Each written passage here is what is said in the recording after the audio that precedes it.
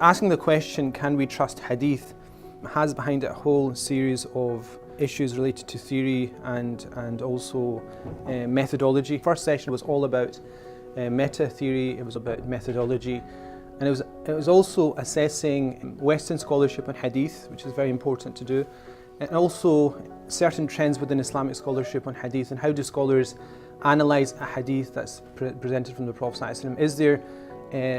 Is their de facto position that they're skeptical, or is it that they accept the Hadith itself on face value until proven otherwise?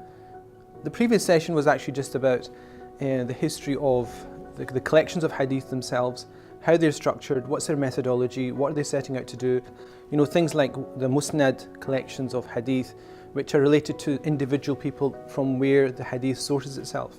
That's a specific way of looking at Hadith, but also there's a way of looking at Hadith which is perhaps setting out all the narrations on a specific topic in the background. So Musannaf collections, which are some of the earliest collections like Ibn Abi Shayba, Abd al-Razzaq, San'ani, those are very early collections, but they also provide very good information in the background for a Hadith itself. And what we find later on in Hadith collections, and this is where we start to interact with Hadith text, is that we usually quote them out of a context. We don't take them out of a context, we quote them out of a context. It's very important you understand the difference between that. All of that together allows us to probably look at this question, can we trust Hadith, through specific examples.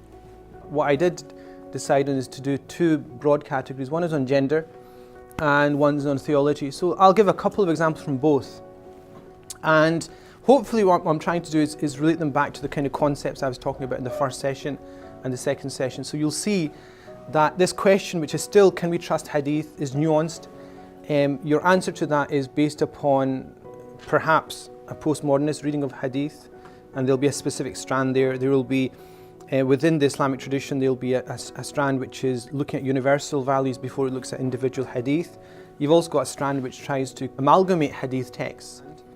And also you have Western critics of Hadith generally who take it to be a science which is very much in the service of belief systems that the early Muslims wanted to support.